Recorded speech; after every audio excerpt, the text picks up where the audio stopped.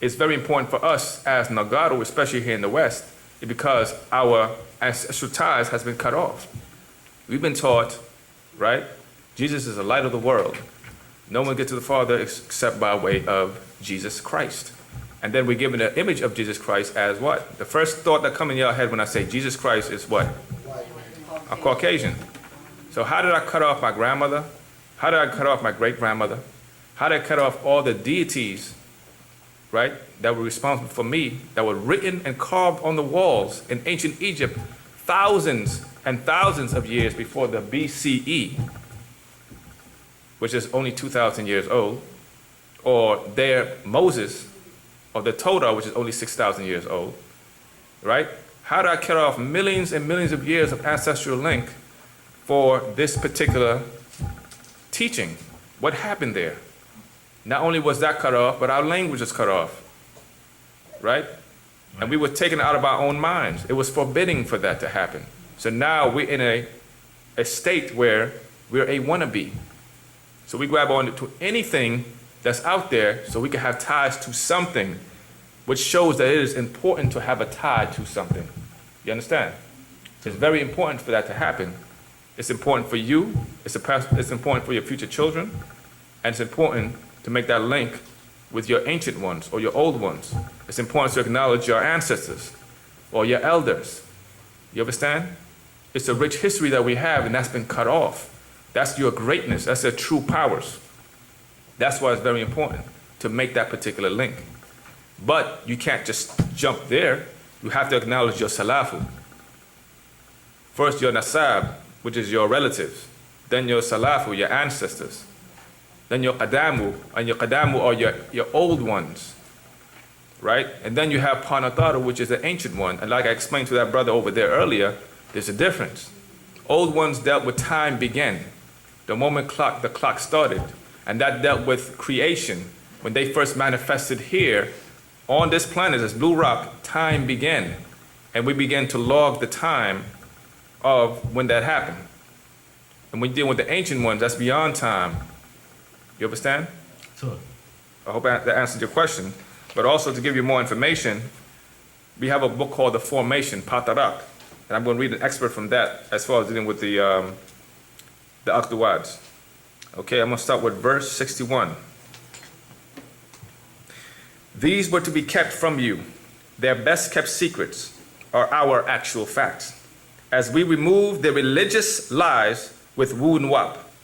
You see, Wu-nuwaupu, Nuwabians, the Jasad, flesh, and the Damam, blood children of Pa Nataru, Pa Salafu, in Pa Nagaru, which is the Nataru, the ancestors of the Negroids. The ancestors of the Negroids are Pa Nataru. The Nataru, the ancestors of the Negroes, started being born after Pa Kamahu, the Agduas of the sea. This is literally your question right here. Then you have Nu. You have Nunat. You have Nu, which is Nun, and Nuntet, female and male. You have Hihat, or Hihat, Hektat and Hek. You have Kikat and Kek. And you have Amunet, Amuntet, and Ahmun. And each of them had their own attributes, which is pre-creation. The deities, Rakak, Reye, Reyetat, and their seeds on earth from the deep, the Enneads of the earth. Okay? I hope that answers your question. You have any more questions at this time?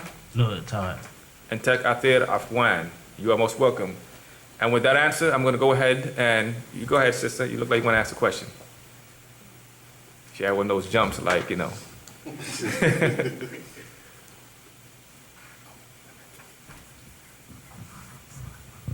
Okay, one moment, please. You see that on the board? So the word Agdua means set of 8. Okay? All right. Before you ask the question, I'm going to go ahead and pass the class on to my good brother, Sermitut Sahita Khaut.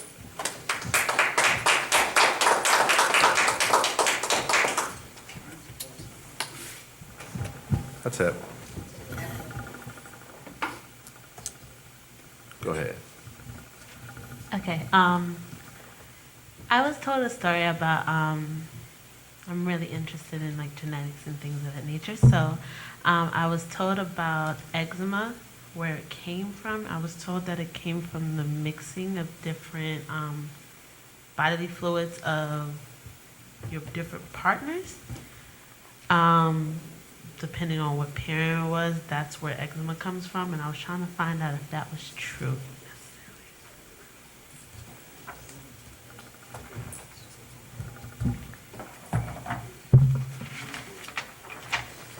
So you're real interested in genetics, and that's important because our master teacher has explained to us that Wu-nuwaup is indeed a genetic doctrine. So we do know that anything that you have that manifests itself on the physical, of course, being that it's written into your DNA as being encoded to come out, it's all definitely genetics. Now, when you talk about eczema, some of the things that the master teacher has explained is that some of these things also have to show a connection to our reptilian connection as well, being that we are made up of a partial reptilian being as well. Remember when he explained, if you look at your hands close enough, you see the webs between your fingers. He also explained that if you didn't put your lotion on and you see your scales that we call ash, so that kind of goes into, showing that you do indeed have that as an attribute, a reptilian attribute. Now, when we go to, I don't know if I have a specific spot in here that I want to read at the moment, but when we go into genetic kiss, genetic kiss goes in and it explains how we have all of these different mixtures insofar as like the homo canine or the homo porcine and things of that nature. Matter of fact, a better book for me to pull out. Okay, do you have actual fact number 22, 18 plus 18 plus 1? Nuh-uh. All right, 18 plus 18 plus 1 equals 37 genes of the mitochondrial DNA. One of the things that the master teacher expressed and explained for us was that many of the things that you see as disease in human beings here now has a lot to do with the process of grafting that the Sumerian deity and scientist Ninhursag or Ninti was doing when she was trying to prepare and make these beings which were your mankind or man's kind or a kind of man. Okay, at first, when she was first, if you're familiar with the account or familiar with the story, as we say, at first while she was trying to get it done, she had a lot of mistakes. And within those mistakes, there were a lot of different things that happened where you had beings that couldn't hold their water. You had beings that couldn't walk standing upright. They couldn't stand upright on 2 feet. Just like when you see right in this book, and I'm sure the brother's going to use a picture for this, but in this book on page 48, it shows you a group of people having what's called Unner-Tan syndrome or reverse evolution. They're afflicted with that, and it makes them what they call quadrupeds, where they're literally walking on all fours. Okay? They have primitive speech and they have a severe case of mental retardation. Okay, and they have extreme leprosy in that area, in the area that's called Derinkuyu City, or they call Cappadocia in Turkey now. And all of that has to do with when these beings, these Anunnaki, were trying to actually keep those particular people protected from wars that they had going on. So all of those different things that you end up seeing as physical disabilities and things of that nature, many of those things come from her mistakes and then mixing and then the tumbling of genes that happens over time, where you see these physical attributes still show back up to this day. So yes, so you can definitely look at that and be able to understand that. There's also another thing the master teacher has been teaching us on called inclination, where he's explaining when you can see certain physical characteristics in people, in different beings, it gives you an ability to be able to understand, especially dealing with genetic kits and also dealing with Patarak 30 spirits. It shows you what nature these beings are inclined to move towards, because it tells you as far as the voices that they would most probably be listening to, genetically being linked to. So certain things that he explained to us, like for instance, your Africans or people of Negroid descent, by our natural nature, we are actually born, and by nature we have a high waistline. But many of the things that you see happening now within society is being geared towards these men, these young men and women too, actually wearing their pants in a way that will eventually have their waistline come down to meet where their pants are. So you start to see them. We started talking about this on Covington, saying the monkey man and all of this. What's happening is they're going through a de-evolution. They're de-evolving. And what happens is there's also a mental correspondence that goes along with your physical de-evolving. So what happens is this person becomes more beastly. If you could see the connection with what I was mentioning earlier about these beings having it within their genetics, having that, can you write down Wu-nuwaup syndrome? Right here, that's how we spell it. If you see that, once you see it, you see that not only is it connected to them walking on all fours, but them walking on all fours is one thing, but they also have severe retardation. Wu-nuwaup syndrome, spelled U-N-E. He's about to write on the board. You follow? So literally, the physical attributes that they have connects with their mental capacity as well. And as the master teacher has been explaining to us, the 6 ether beings and forces on this plane and planet want for 9 ether beings to bring their vibration down to their level, because they can't come up to ours. So since they can't be life, because they are by nature opposite than us, and by nature we represent life as 9 ether beings, by nature they represent death. They want us to basically kill ourselves by following them into it. A form of suicide, if you would, mental and spiritual. So yes, so all of that is indeed connected genetically. Behavior as well. You follow? So look out for the people you stand around. Don't let people breathe on you too much. It's all right. All right. What's up, brother? Heads up. I was trying to see if you can elaborate on the shadow hour, and also this from me hearing, not you shouldn't consume after the shadow hour. Could you elaborate on those two things, or if they are part of the doctrine right now? Okay. Correct me. First, let me make sure I understand your first question. When you say shadow hour, are you asking as in why we refer to it as shadow hour? Yes. Why do we? Okay. Yes, and All right. One thing that we have been taught by our master teacher, dealing with the term night, is that in our minds we have been taught that the sun rises and the sun sets. So when we're calling it night after the sun has set, in our mind we are teaching ourselves in an irreality, because the sun never goes away. Our planet is orbiting around the sun. So therefore, when you see the hours that we're in right now, we're simply on the dark side of our planet, or in the sun's shadow at that point. So therefore, we're in the hours of being in the shadow on the planet, because the sun never goes away. But if we were to connect ourselves mentally with that lie, that would basically be feeding the force towards our own ignorance. So our master teacher taught us to stop utilizing terms that would basically reinforce ignorance. When we know that the sun never goes away, we stop saying, things that would reinforce that ignorance. So that's why we utilize that term shadow hour. As the brother is writing on the board right now, he's showing when you're on the shadow side. You follow? So that's that. Now, if you're talking about for the eating part, if you're talking about eating after shadow, is this based on the conversation that you and I had in the bookstore last week? yeah, about when you fasting and Right.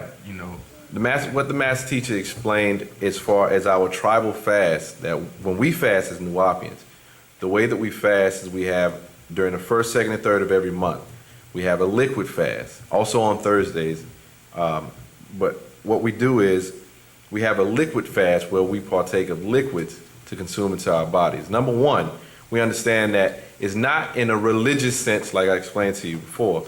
It's not in a religious sense where you have all these people saying, okay, yeah, I'm fasting, I'm praying, that means God gonna do something for me. In that sense, it is indeed spiritual insofar as you have to have the will to decide to utilize your mind over your physical body to have discipline, right?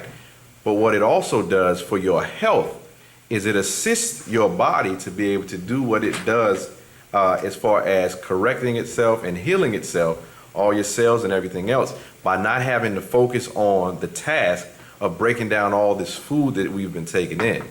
So when we take in this bulk matter, our body has to go into, the mode of the processing it, breaking it all down and everything else.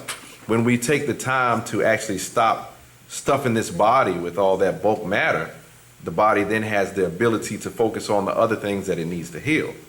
So as far as the ritual of our fast, the way we would do that is 19 minutes before shadow hour, or as people say before the sun was set, will be when we would break our fast.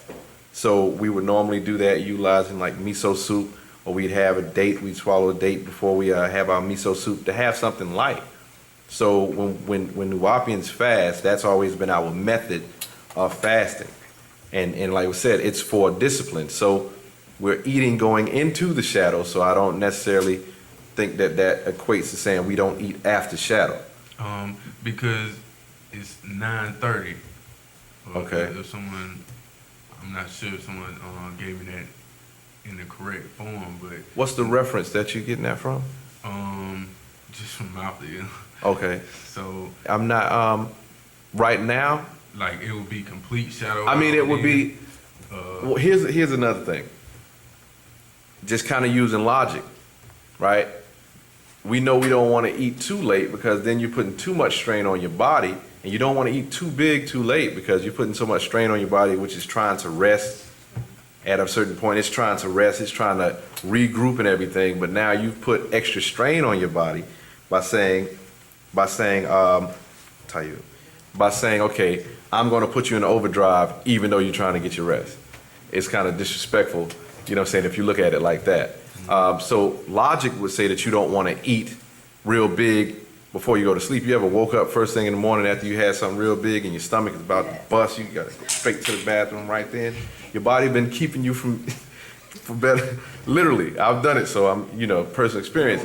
You know what I'm saying? Your body think about how hard your body was working to keep you from peeing on yourself overnight. You know what I'm saying? When your stomach hurt real bad, you got to go right now. You know what I'm saying? That's what. Thank you. All right. Yeah, appreciate it. Hey, it's biology. Why we can't? Come on, this is science. So yeah. So we don't want to do as the master teacher said, we don't want to do things. What's the word he used? I'll come back to it. Also, one of my good brothers just reminded me that we also fast during the week of our born day. Like my born day just passed. It was on the 1st, so I was already fasting. So it was luckily good. I'm on Thursday, so Yeah. All right, so good to go. yeah. So what you gonna do on Thursday? Let me, whatever you do. Thursday just passed, so I'm good. Okay, then there it is. So you good till Thursday. So you already, You good till Thursday. So yeah, but does that suffice? that's Okay. Another question was, this is just from pictures I've seen and noticed, and I think I've heard of this just from out there. The Egyptians transforming into actual animals or forming into animals. Okay, yeah. Our master teacher explained to us that, just like my brother mentioned earlier, insofar as coming down from an etherian state into physical bodies, the master explained that our ancestors have spoken on, and we will be, waiting to get more information on exactly how, this happens. As of this point, we're not there yet. Only our master teacher will take us to that place, because if he was to tell us now at the same time, he'd be telling them. You follow? So we're preparing to get that mouth to ear information or information as we get our master teacher home. But one of the things that he has expressed as far as a jewel is that they would do that from time to time, where they would utilize the body of an animal. The reason why is because when you're dealing with the animal world, animals don't have a soul. Animals only have spirit. So that means they wouldn't fight against them as far as willpower. They wouldn't fight to say, no, I want to do it the way I want to do it, or whatever else. So they have indeed utilized physical shells of animals for whatever purpose that it may be. Like when you see certain animals such as a ram has always been associated with Amun, or a ram has been associated with Re. You follow? Also with a few other animals.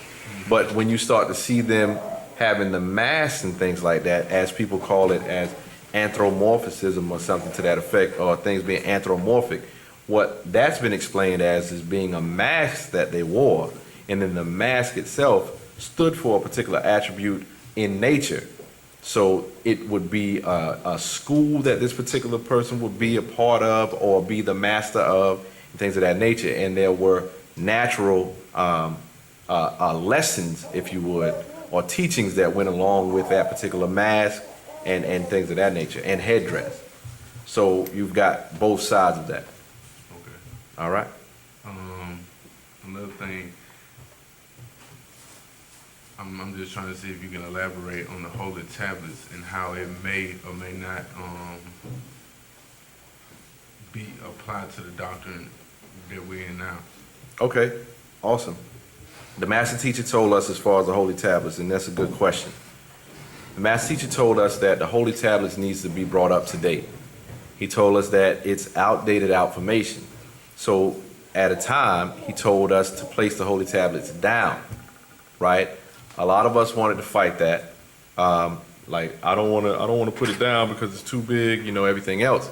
But that's our master teacher, and he's the one who's telling us when to move, how to move, and things of that nature, and we walk with him. You understand?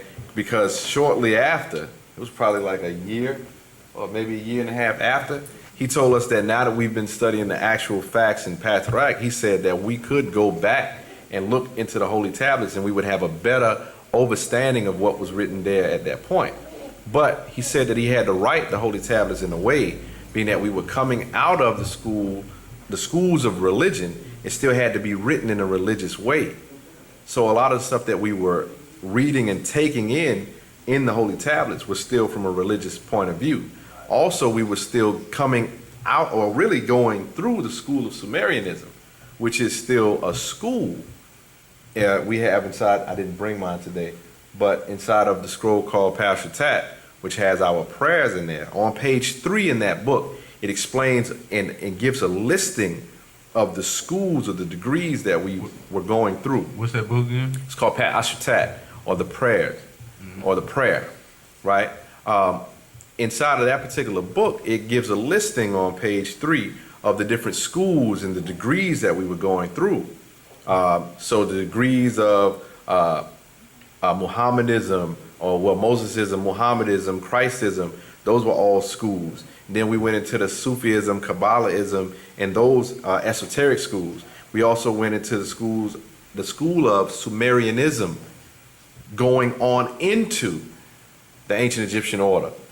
So basically what's happening now is all eyes are on Egypt, just like the titles of our bookstore. All eyes are on Egypt. A few years back, our master teacher told us literally, he said, put down all images of me that are not Egyptian.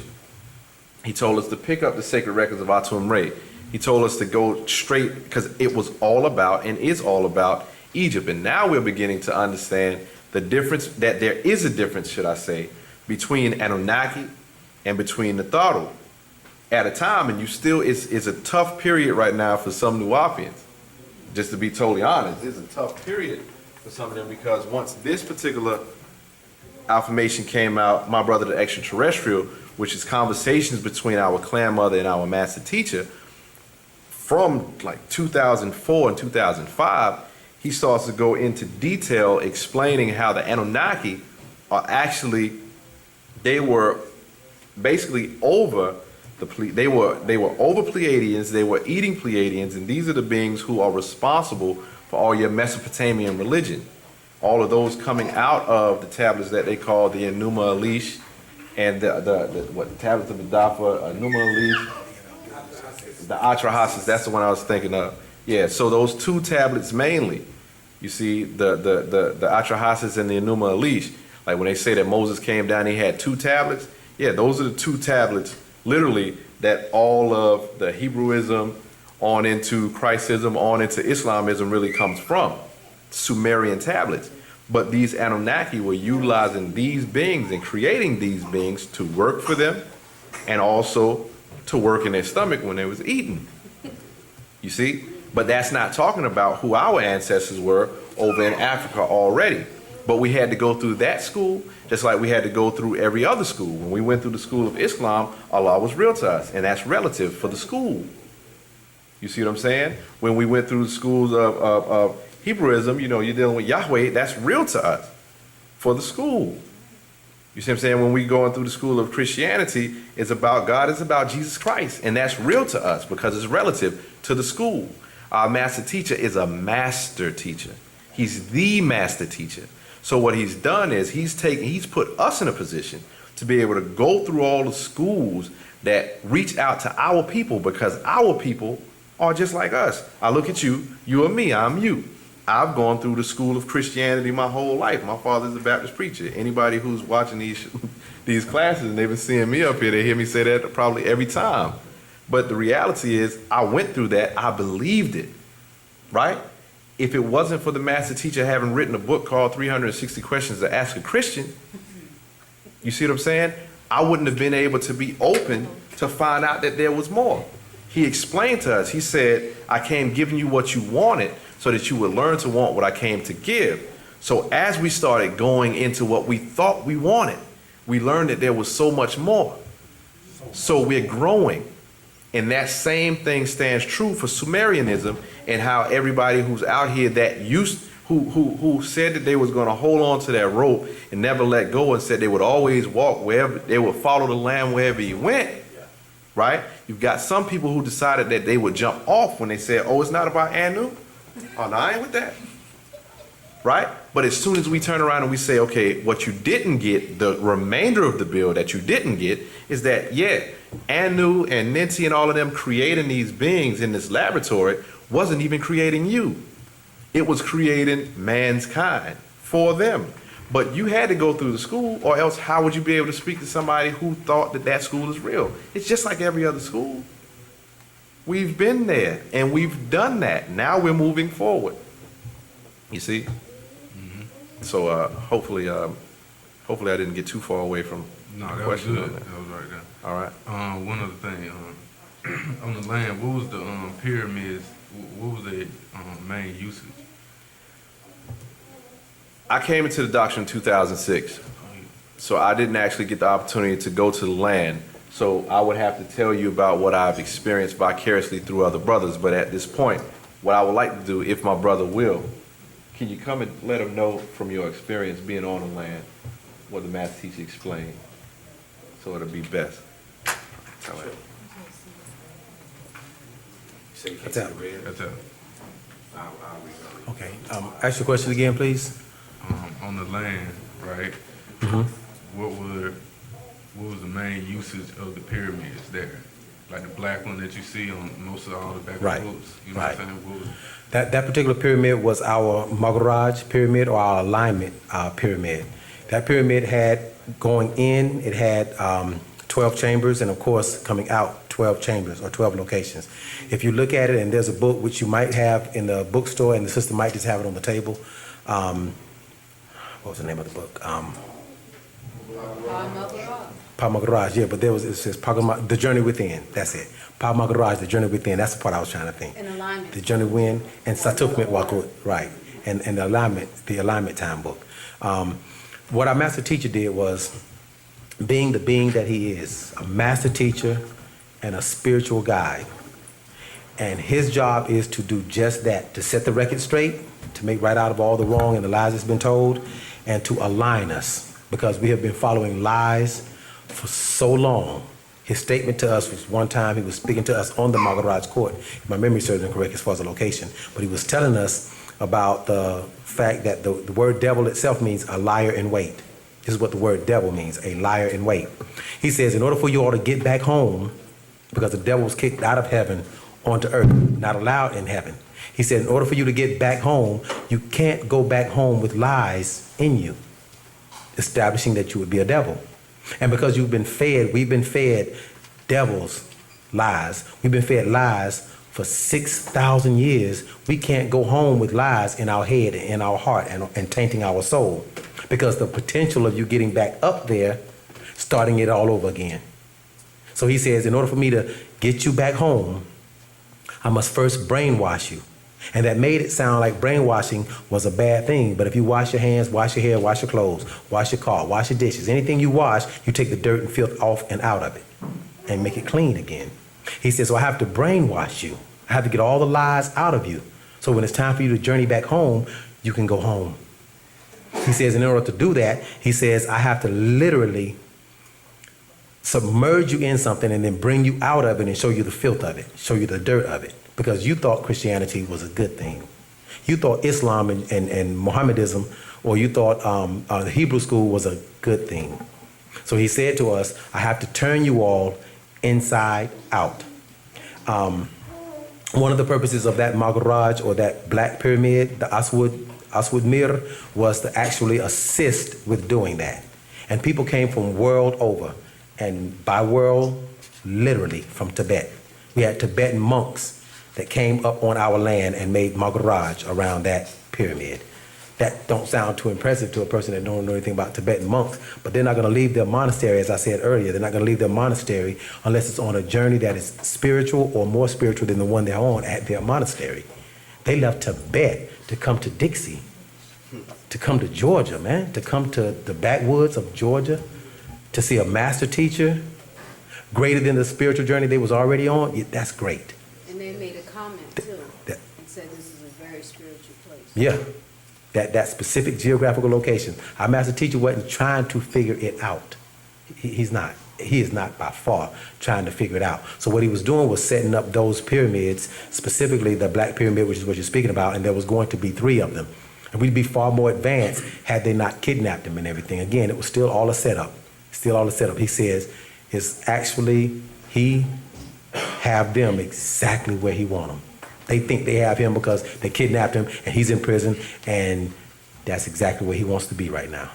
So I said all that to say that the Magharaj Court, if you could get the book, the Magharaj, A Journey Within, there'll be some information, in addition to that, because we can speak on that for hours, but there's more information in the book that you can read up on as well on that. Mm-hmm. And it also has an alignment. Its geographical location is actually, we were setting them up just like the pyramids of Giza. If you remember, the pyramids of Giza has the 3 pyramids and aligned with the star constellation of Uranus, or Orion, the actual belt of Uranus. Those 3 we were actually bringing them back on Earth. Our master teacher explained at one point in time when Earth was on its axis where it should have been, or actually this way with you facing this way. This way, the pyramids of Giza was lined up at this point, but then when it was shifted off of its axis, it brought America, should I say, to that point. He said he was realigning it like that. You follow? We was going to build a 3rd pyramid also. He was going to be a step pyramid. He said we was going to build it from the top down. Yeah, that's another science. Okay. We're not going to tell you. Yeah. That's not going on there. That's I'm going somewhere else. okay. Okay. Okay. Oh, okay, cool. Good. Take your time, breathe. You need some water? No, I'm good. You good? No, Okay. Breathe. I remember all that CPR stuff they taught me, man. I'll do my best. Okay. What I wanted to ask was about the original tone, because as I understand or understand that we don't speak in the original tone that we were brought in on or created in. Mm-hmm. So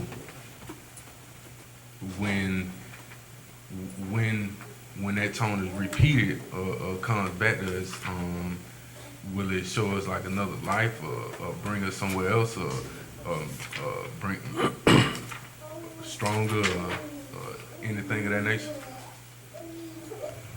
Say that last part again. I heard you, but I didn't quite understand it. So I'm asking you to say it so that you can possibly reword it. I know you're not going to repeat it word for word. Because I heard what you said, but the last part, I didn't quite understand what you meant. The tone that we were brought in on. We don't know it now. We just go by our names that are given to us. What do you mean that we were brought in on? Like the tone that you created on, a frequency that you The zero brought in. time reference, okay. Yeah. So when will we get that name back, and how will it affect us? That's what I'm trying to get at. Okay, I'll do my best to answer that one. That would be an answer only your spiritual guide would know. You follow? Because it is not, I'm not your guide. Truth be told, I'm not even my guide. I'm not. My master teacher is my guide. I have no idea what I'm doing here in the wilderness. Like he says, if you know your way across the desert, go ahead. If you know your way out of this hell you're living, go ahead. Go ahead and leave. Go ahead and go home. He says, I came to guide you as a master teacher and a guide. He says, and as a result of that, he says, I have to take you on a journey, a 76 trillion year journey. He said, to activate all 76 trillion cells in your body. He says, in order to do that, he says, I have to take all that he knows, 76 trillion years of information, and upload it into your head. They cheated in the Matrix where they sat Neo down in the chair and hacked into the brain and pushed the button, and all of a sudden he's fed, and now he's a 37,000th degree black belt with, that's no. Our master teacher said in order for him to actually be considered, because someone asked him, what makes you a master teacher? He said, what makes me a master teacher is that I'm able to take 365 days out of your earth years, and for every year that goes by, assimilate 10 years of information into your head without turning you into a vegetable, without shattering your brain cells and causing you to go crazy. And he did that every single day. He wrote books and he taught classes and he explained information and he touched people and he altered and changed people's DNA, which was DNA explosions that would go off, that would activate at certain points in time. And it would activate in you at a time reference to your zero time reference. And then would activate at her at a different time, not different other than yours. I'm sorry, not different in opposition to yours, different other than yours. It's not in sync with your zero time reference. But he said he would actually look at the audience. He said, I would look at the audience, he would tell us. He said, I would look at the audience and identify what words need to be said and or chambered so that that tone would activate her, that tone would activate him, that tone would activate him, that one would activate him. And as I'm speaking the sentence, the sentences, the verses, the whole conversation, each person is being activated and rechambered. You follow with the tone. He said because his voice resonated at a certain frequency. You mentioned the Maharaj court. I don't know if you knew outside of just seeing the picture, but our Maharaj court had, of course, a labyrinth that walked in. And then once you got into the labyrinth, the squares, you had a circle. And the circle also was, of course, encompassing the black mirror. And coming from the black mirror was a resonated sound, an Om chant. Okay? That particular Om chant vibrates at 144,000 megahertz. Did you know that? You ever heard that? 144,000 megahertz. You ever heard the term 144,000 before? Yeah, but that just brings back 9, right? 144. No, if you want to see it that way, yeah. Speaking about megahertz, I don't know how it brings back to 9, but if you add 4 plus 4 plus 1, making it 9, okay, we can do that. I don't know how it correlates with megahertz, but I was just. You went somewhere else with it, right?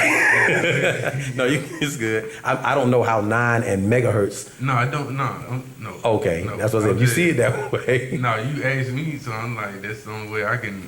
Oh, you associate with 144,000. Yeah. Okay. There's a term. If you go back to some old doctrine and or in religion, the Christians would mention 144,000. You follow? They'll mention a period of time called 144. I mean, a period or a grouping of people called 144,000. They was way off with that one. The actual Om chant, or the sound of the universe, the sound that the universe makes with its explosion, is an Om chant. You hear the Tibetan monk saying Om, oh, and that's a human sound. Our master teacher explained 2 different times I've heard him explain it, so I'll give you those 2. He explained it to us that one of those chants is the multiple big bangs that occurred throughout the universe and multiverses, and those multiple big bangs collectively are the multiple Om sounds of creation. That's one way he explained it to us. There was another time he explained to us that when the Muslims would chant And they would get in thicker circles. Thicker is from the word zakar or thicker, which means to remember. This is why Adam was called zakar or thicker or the rememberer. He was known as the rememberer. They would tell the Muslims would thicker Allah. You with me? And that thickering Allah would be, and they would say Allah, Allah, Allah, Allah, Allah, Allah. They were supposed to do that 99 times. Out of total ignorance, they was just taught wrong. They just was. Because no way are you sitting there saying Allah, Allah, Allah, Allah, Allah, Allah, Allah, Allah. It's causing you to remember Allah. What they were supposed to be doing was going back into their mind subconsciously and remembering various points in their life when Allah assisted, Allah helped, Allah guided, Allah strengthened, Allah fed, Allah provided. They were supposed to go back in there. But what they would do is that they would sit there in thicker circles and they would chant the 99 attributes of Allah, remembering when Allah was Al-Rahman, Al-Rahim, Al-Maliku, Al-Qudusu, Al-Salamu, Al-Mu'minun, Al-Muhamminu, Al-Azizu, Al-Jabaru, Al-Mutakabiru. All of them, I ain't gonna name all of them. That'd take too long. If they actually took and chanted all 99 of the attributes, and if I said one, and then he said one, and then he said one, and then he said one, and you said one, and we said it all collectively in a big, thicker circle, that would create a Om chant, he said, with enough of us there. Okay. Back to the 144,000 Om, that sound. 144,000, that chant resonates at 144,000 megahertz. Our master teacher said that his voice vibrates at 144,000 megahertz. He also explained to us that not only does his voice resonate at 144,000 megahertz, but when he writes books, he put words in them in certain spaces that also sets off those tones in the English language to actually do that, because we haven't learned our Wu-nuwaupic language yet. He said, so even still, our master teacher is just that, a master teacher. I'll fight somebody to say he's not. I will. Underestimating, thinking that when they kidnapped him that he would still not be able to activate us. Fools, those mortals be. Because even in the books, the tones are set up even in the wordings. So even as you're reading them, this is one of the reasons also you see each one of the books has his face at the front of it. He's still here.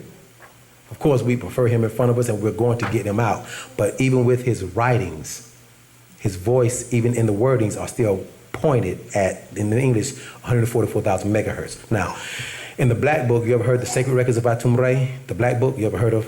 I heard of Black Book, but I haven't read from it. You haven't read from it? This is it. Okay. In the Black Book, the very first question, chapter 1, scroll 1, entitled The Beginning, the question said, let us Netirtat, come down there and unify their tongues into one language, the one language of our past, and dispel the diversity and the confusion, Babel, which is where the word Bible comes from. Babel, that scattered them across the face of the planet Tanin, Earth. Question number 1. What must be done to break this spell? Answer was quite simple. People overlooked it. They must all speak one tongue, one laguna, one language. So, come, let us give them back our and their only true language, Nuwaupic, that everything in their minds, in their thoughts, everything in their minds that they will imagine to do, they will be able to do it.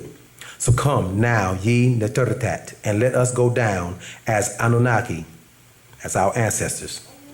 That was at a school at the time, Anunnaki, okay? Let us go down and perform this great ceremony. Learning Nuwaupic, Wu-nuwaupu, learning our language is a ceremony. You with me? It's very sacred.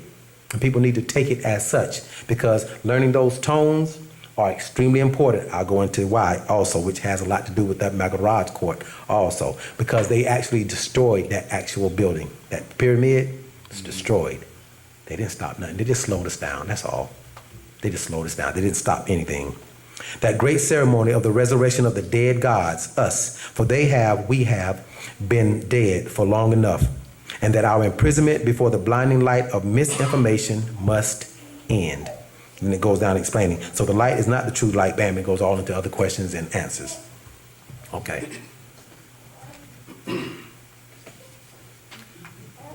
There's a region of your brain, first of all, English is the most deceptive language on the planet. Not opinionatingly saying so. The most deceptive language. Let me explain why, so it won't be my opinion, because I said to you, that give you opinions, he wasn't gonna give you a lie, he was not gonna tell you what we believe. I said that at the beginning of class, didn't I? Good, I'll do less than a care, concern, or love for you if I don't do this to prove my point. Simple, I need your help with this though. Talk to me, what's the letter? A. A for apple, A for airplane, A for whatever. Work with me. B. For ball, baby, bat, boy, green, buy, do this forever. Work with me. C. That letter is pronounced C. And it's three. It's three because this planet that we exist on, that we're on now, Earth, is the third planet. And everything you can think of is ABCs, 1, 2, 3, person, places, and things, Mercury, Venus, Earth, Father, Son, and the Holy Ghost, 3 little bears, 3 little pigs, 3 blind mice, 3 musketeers, 3 pyramids of Giza. Come on, help me out. Birth, adulthood, and old age. God, the devil, and humanity. Heaven, hell, purgatory. We can do this forever. Hamburgers, french fries, soft drink. We can do this all night, man. So everything is within the third where the deception lies. Because you were not able, they were trying to keep us from going to the D, the fourth plane.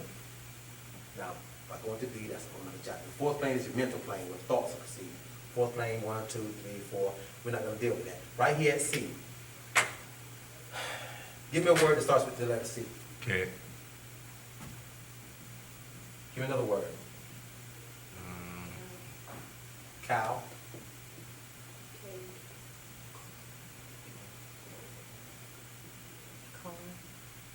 I knew you would say that. Come on, You get it. just read your mind.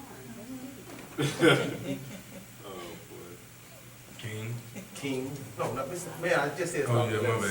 C. See, there you You go, give right me on that the Hey, K. that's how you bring it back. We'll just deal with these now, because I can say like, can you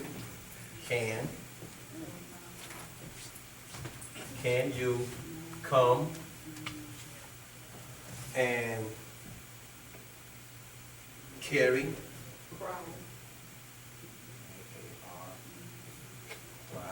cry. And we can do this for a long time, can't we? Okay. My point is obvious.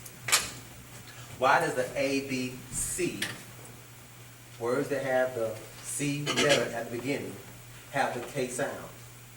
My point is, in order for you to speak American, you have to first start by lying to yourself. You have to see the letter C, and then when you see the letter C in a word, say the K sound. Why? Let's take it a degree further. Because they could have very well spelled every last one of these words with the letter K, or gave the letter C another goddamn sound, like C, and then say words like no, C. They could have said that because this makes the ES sound. Let's do this.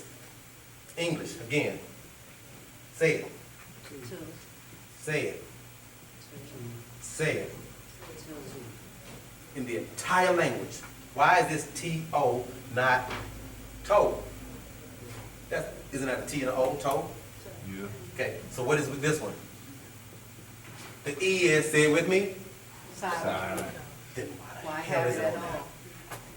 See the deception? Let's keep going. In the entire language, T-O to T-W-O, why isn't that 12? Why isn't it? Why isn't it 12? Because you're going to get an F in school if you Because you say get a 12. goddamn. Go ahead and go to the office. But here's your two, because they said the O-O makes the oo sound. I'll give you that. Then why don't we have a in the entire language? Deception. My daughter, first language, Wu-nuwaupu. My oldest daughter, Sanaya, all my daughters actually, I have 4 daughters. My oldest daughter, Sanaya, first language was Wu-nuwaupu. And when we finally took her to school, her mother finally took her in school and put her in school, she had a difficult time reading. So she would ask me, Daddy, can I have? I said, yeah, if you can read it, I'll buy it for you. And she started learning how to read because in school, she didn't want to go to school because when the teacher said, okay, so now it's your turn to read, it was very difficult because she says, Daddy, I don't see how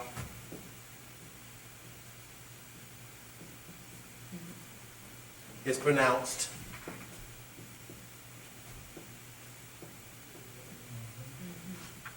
She says, Daddy, I don't see how that's SH. She says, I know the word, give me one. Shoe, give me another one. Show. Shop. Shine. Shape.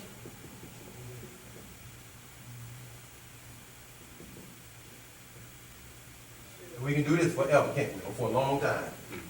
So all the words that start with the SH sound has the SH in it. Why do you see SU? Why do you see SU and lie to yourself and say, shh? Why do you lie? The American language, the English language, as I just proved, in order to speak it, you must first learn to lie to yourself. You must see the letter aura and say r. Or let's say, see the letter, this last one, W, which is a double U, or a W. And then the letter is pronounced double U. Let's say it's pronounced U. But the words that start with W is wagon. Why can't this be the letter W? Just why can't it? Why can't it be the letter or the letter we? Again, deception. It's And not then they'll even say, a okay, double- well, It's if- not even a double U, it's a double V. it's a double V, yeah? Double V. You look at some places, at the certain, what is it called? Banks and courthouses, and it says C-O-U-R-T, courthouse, and it'd be C-O-V. I'm thinking, misspell. Misspell that. You in America, you misspell court, nigga, at a courthouse? Anyway, English teaches you to lie. Now, there's things within it. They can say, well, that's, it's from the original Latin word. I saw Keela in the B. I sat and watched it with my daughters. This word comes from the Latin, which comes from the French, from the Old English, back to the Romantic. Okay, that's all fine. But we're speaking American, and it still lies. It teaches you to see what you see and say other than what you see. Wu-nuwaupu, if you see the A, that's what you say. You see the P, that's what you see the R. We don't have an R in our language. There's a R. You pronounce that particular tone. And each one of these tones activates a certain portion of your brain. All the portions of your brain. But it activates particularly the Broca's region of your brain where sounds are pronounced. Because people will say, screep, lazy tongue, scrone, lazy tongue, Christmas, lazy tongue. And the entire language like that. I'm sure you've been around, we've been around people. And it's not a stone I'm casting at our people. We was taught this language, so we was taught it wrong, obviously, and allowed to continue to speak it wrong. You with me? So I'm not casting stones at us at all, that we were speaking the language incorrectly and not pronouncing, or like it said in the movie, we're not pronouncing our E's and our R's. We're not crossing our T's and dotting our I's when we speak. And our master teacher explained to us, how do you activate, when the question was asked to him, that humans use only 7% of their brain with 93% left to be accessed. And some say, well, the genius uses between 9 to 12%. And our master teacher, was wise as he is, said, if you couldn't use one of your legs because of an amputation of toes, foot, or even the leg itself, you'd be considered handicapped. If you was blind in either one or both eyes, you'd be considered handicapped.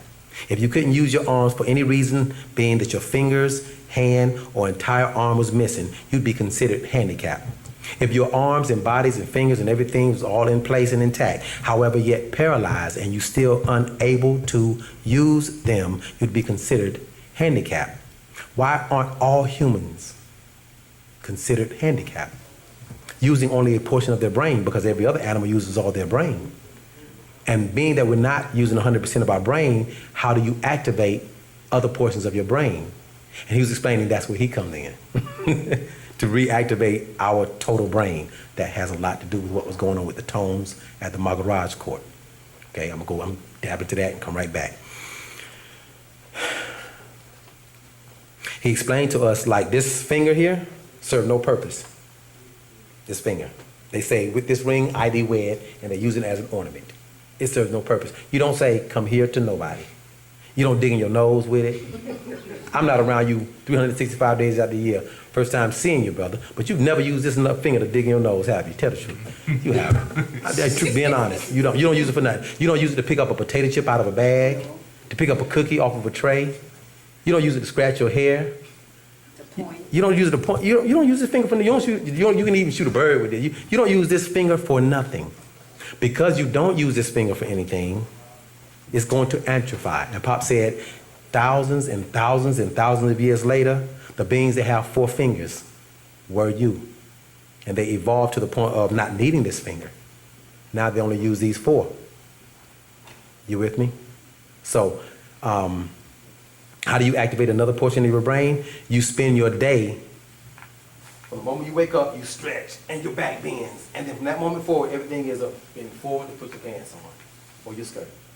Bend forward, put your socks on. Bend forward, tie your shoes. Oh man, there's a quarter. Everything is bending forward. Let me see what's in the refrigerator. Everything is, let me sit down in the chair. Everything is bending forward. When do you ever do back bends? To activate another portion of your brain. You get up every day and you stretch and you walk. At what point do you ever reverse? Just walk backwards. At what point do you ever go backwards? I'm not saying do it at Walmart, people will look at you. I'm saying go to a track and reactivate another portion of your brain that causes you to think to walk backwards. When do you ever say, I'm going to eat this bowl of cereal with my left hand if you're right-handed, or vice versa for those who are left-handed. Place the spoon in your opposite hand. Will you still be able to eat? Yes. Will you drop something? Possibly. Will you be able to eat still? Yes. Wake up that other portion of your brain. If you're not writing an important document, put the pen in your left hand. I went back and forth today, right side, left side, writing with my left and my right hand. Put it on and write it. If you're not, like I said, if it's not an important document, practice it. Wake up that other portion of your brain. Our language, Wu-nuwaupu, wakes up your brain. It does that. And that's what our master teacher was doing with the Maharaj. It was activating cells and that tone, that 144,000. It was a satufment waqat, a satufment time or an alignment time. Realigning all chromosomes, realigning everything. That's what it was for. Yeah, one last question and everything. That's what this one is, the prison? Okay. Oh, here we go. Oh, good. Okay, I'm going to read something. Have you seen the Patrak? Have you seen the prism, or do you have the prism? Patrak? Okay, hopefully the sister in the back has it at our table, and if not, possibly our bookstore have it either or. But check before you leave to see and do your best to get it. Okay, if she has it, please get it. What is it referring to? I'm about to explain it. In line of the tones that we just spoke about. In our Patrak, the prism, on verse 47, it says, so voices of other races, words, songs, chants can affect your DNA. And being the Nagaru, Negroids, vibrate the highest, all others can only do you harm because they're lower, of course. Because in order to become, you have to overcome.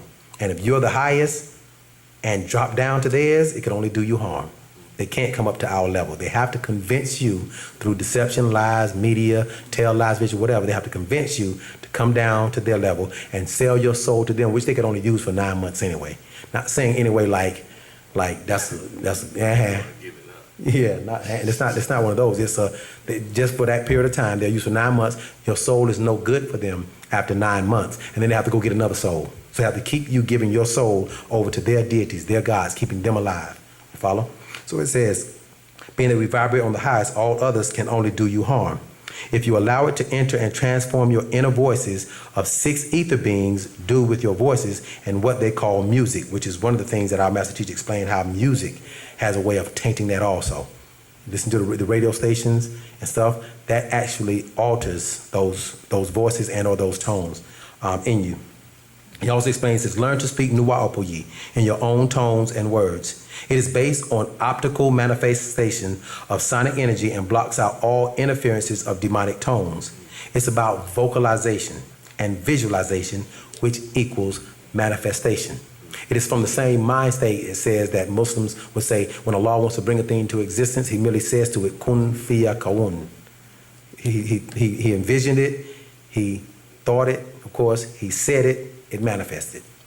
In the Bible it says, and God said, let there be light. He didn't say just let there be light and the light popped over there. It popped exactly where he thought it should be, based on the Christian thing is what I'm saying to you.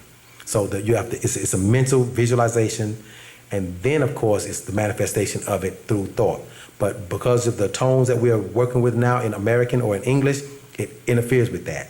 It makes it very difficult for us to think things into existence because we're thinking it in American, a language without tones, a language without void, and a language that is based on deception. Follow? Go ahead with the question, please. Last question. Have you heard a letter from Willie Lynch? Who? The letter from Willie Lynch. Oh, the letter from Willie Lynch. Yes. Yes. What do you think that's true? Reword your question. It is true because it's a letter that existed. So yes, I think it's do you true. think It what he worked. said? Yeah, it worked. It worked. Yeah, it's true. And it's still working today for some, for many. I literally have a guy that works at my job that everybody at the job like, that guy's like Uncle Ruckus, man. He's just, how? How is it in this day and time you still thinking about running for your freedom tonight? I'm like, how your mind in this day and time, 2014, get trapped in that mind state, man, still. I don't mean if you're not some black radical, black power, I'm not saying that. I'm saying how do you get trapped in that mind state of that Willie Lynch in this day and time still? Yes, it did a major job on us. So yes, it was real. How do you think some people could break away from it? We here. Stand in your room. Yes, we did. I mean, some people I'm the haven't. new How, Kunta Kinte. how can they? Say again? How can some people that haven't broken away from it? How can they? Very good question. It's very good to end with this question.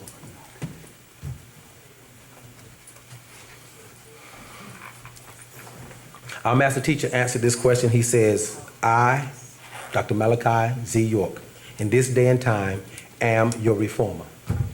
He said, in order for me to reform you, I have to form you according to how you was first shaped or formed. And that lesson starts with your DNA and RNA, because you was first shaped by way of your DNA and RNA. So for him to be the reformer, as he is, in order to reform you, he have to reshape you according to how you was first formed, DNA and RNA. He says, so I have to find out how to reshape you according to that which you were. And in the beginning, you were God's.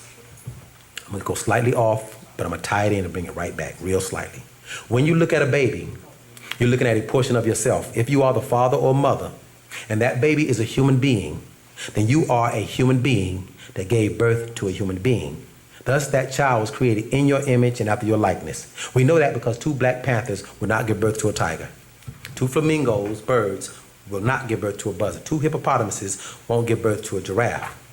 So because we're in the image and after the likeness of our ancestors that date all the way back to what we would consider gods, having the abilities and the powers that they have, in the image and after the likeness makes me a god. But we've forgotten. A spell that had been cast on this planet, not on black people, on this planet. You with me? And what occurred is, our master teacher explained that if you were going to learn how to be a seamstress, would you ask an auto mechanic? No. He said if you were trying to learn how to be a seamstress, would you ask a baker? No. And if you was going to try to learn how to be a seamstress, would you ask a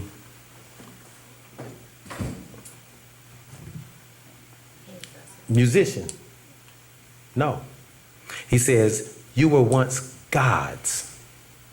And in order for me to make you a god again, I have to give you God knowledge. If I started teaching you about auto mechanics, one day you're going to be a really, really good technician repairing automobiles.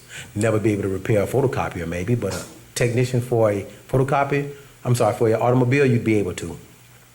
He explained, when I gave you the first book you got was a piece of a portion of a part of a fraction of what he knows. And he says, and that was really light. Those books like, I don't think we have one of them. And the sister, I know for a fact she has them on the table. But there was like little scrolls that we had, little small books, smaller than this, probably about the same size. Maybe, no, a little smaller. Books about this small maybe. Little small scroll. And he said, here you go. And we'd read that. He said, and that was just like a little 5-pound book. Anybody can live 5 pounds. Anybody can. And then you take that information in, and now you know God knowledge. A little bit. And then he'll give you another book. He's writing books. He writes 2 and 3 books a day. Here's another book. Read that. Another 5 pounds. Here, another book, another book, another book out, another book out, another book out, another book out. Days became weeks, became months, turns into years. Again, every year that went by, he gave us 10 years worth of information. In time, out information. And as he kept giving those books, it's a little 5-pound book, remember? But do 5 times 365 days. Yeah, do the math on that. And you're no longer lifting 5 pounds. He says, you're not lifting 5 pounds with these. He did that in class. He said, you're not lifting 5 pounds with these. You're lifting it with these, with your brain. He says, and it's amazing what your intellect is now. He says, and you never know it until someone say, let me ask you a question. I wonder why. And then all of a sudden, answers start pouring out of your mouth that you never knew the answer to prior to. Hence the reason we're able to stand up here and answer various diverse questions from every subject under and now above the sun. Peace in the Lamb is truly wonderful to us. You with me? So what occurred is he said that while giving you these $5 scrolls, I eventually said, make it juicy for them. Let me give them a little 15-pound book, see if they can handle that. We're like, oh, that's deep, that's heavy. Wow. And we take it in. He says, and while watching, I identified, it didn't turn you into a vegetable. Your brain was able to receive it, was able to assimilate it, was able to take it in and escape that spell that had been cast on us of ignorance. The word ignorance means to ignore the facts. Ignore ignorance. If you're ignoring the facts, you're living a lie. And if you're living a lie, you become an agent of the devil again, and hell awaits you. You feel it? Remember I said at first he had to brainwash us. He had to get those lies out of us. So he had to give us all of this information. As a result of doing that, we, as Wu-nuwaupians, have escaped that Willie Lynch punishment, mentally, spiritually, and physically. We don't give them anything. You with me? So continuing to read the books that is authored by our master teacher, Partner Babi Anun, Reverend Dr. Malachi Z. Corbina York, continuously reading the books, studying them, of course, coming to questions and asking classes, asking them, and of course, giving what you were given. Giving what you were given. That didn't sound confusing, did it? Okay, good. You must also teach. Because to remain the student, you have to teach. You have to. It has to come through you, too. To remain the student, you must teach. Because nature says, through him, she'll learn. Through him, that's what Pop says, nature keeps him alive. Because nature says, through him, he provides for the world. He said, and you all don't know how to love. You don't know how to love. He said, you have to learn how to care. And in caring, then you have to learn how to love. He gave the example, and I'm going to finish the class with this. He says, your child, and I said it once before, he explained to us, he said, your child was out playing and gets hit by a car. Not killed, just injured the child, and the child's laid up in the hospital. He says, and you go to the hospital and you're on your knees praying, Lord, please, bring my child back. Don't let nothing happen to my child. Please, God, God, praying the whole time. And the child is set up in the hospital on the bed and got tubes connected all through his nose and mouth and wires connected to his whole body and fingers and et cetera, et cetera. And the child is unconscious, however, breathing and alive. And you're praying and crying and crying and praying, Lord, please don't let my baby die. And in the hospital room, they have the television set up and you're watching the news and it announces that a plane went down, killing 437 people. And you see that and don't shed one tear. He said, how you crying for a child that's not dead, yet for all those 430 some odd people that are dead and the loss that their families are suffering, you shed not one tear for them. He says, I don't know how to love a wife. I don't know how to love a son. I don't know how to love a daughter. I was taught how to love a planet. You follow? And as a result of that, he explained that he has done this for us because, and the sister asked, why? You being 100,000 years more advanced than we are, using 100% of your brain, what are we to you? Why did you all come back for us? We're humans, mere mortals. Why do you have to come back to give us this knowledge? And he looked at her and gave her one simple answer that brought tears to my eyes. He said, because you're our children and we love you. That's a good enough reason for me. What wouldn't you do for your child or children when you have one day? Take your time. You follow? Hopefully that answers your question and everything. Just the Pataraks, actual facts, that did break that and is breaking that to newcomers to our doctrine and our information. Family, we thank you all very much for coming out to Patarak. To our question and answer classes. Please check the sister out in the back with the books and the spread that she has on the table. Please bring someone else to the next class, of course, and your paper and pen. Tawatek.